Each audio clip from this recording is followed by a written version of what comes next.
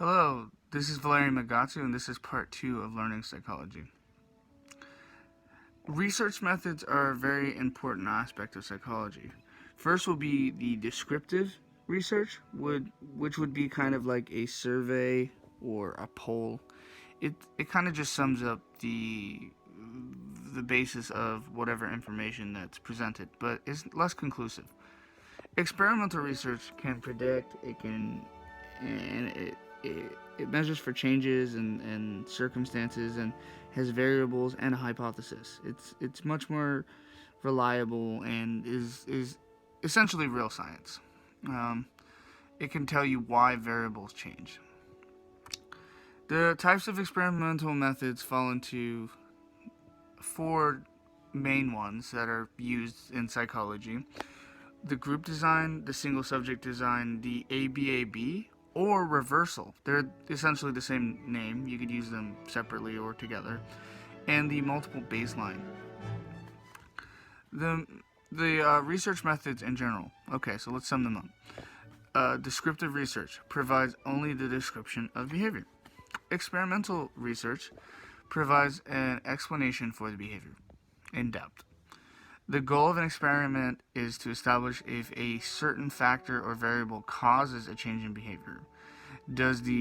For example, does the music affect people's studying habits?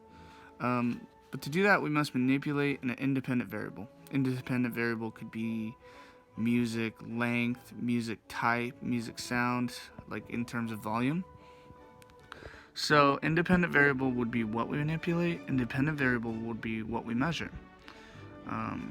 Like the behavioral interventions and if it's successful. We need to conclusively show that the independent variable is indeed what causes a change in the dependent variable, and no other variables could reasonably have done it. We need to have a direct cause if possible. And in science, it's much more difficult than you could say. A lot of science will never be 100% accurate. There's always going to be some way to get other data according to confounds, especially in the social sciences. Now, for experimental research to be conducted, you need a comparison, directly observable behaviors, which would be a great comparison. Next would be that everything is equal, except for the independent variable, which once again fluctuates. And this would just keep things much more accurate. Measures, so we need to get to see how much we can measure whatever behavior we're looking for, and the random assignment of subjects to your conditions, because we can't just say that we're only going to study a specific type of person. It would be more accurate to have a random assessments. So we have variables that are much more accurate, less confounds. Okay, so here are the types of experimental designs on these methods. There's the group design, which will be essentially it's a true experiment. It's 12 to 20 people. This is the most common experiment. This is the experiment most people look to do or conduct during research. It's kind of expensive because, it's 12 to 20 people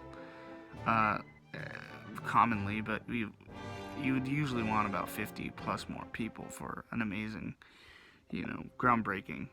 But that costs a lot. It's extremely time consuming and costs quite a bit of money.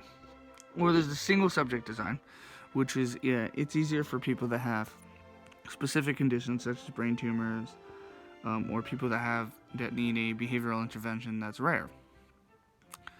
Or the ABAB reversal is a baseline measure. It has an even design, and you basically take an average of the data, then add treatments. So you'll have your baseline. You'll go back to you'll have your baselines where you're not conducting any medication, and then you can add the medication as you see resets. So you're trying to see if it comes back to baseline, and you're just trying to see that there's actually changes that are occurring when implementing, let's say, your medications.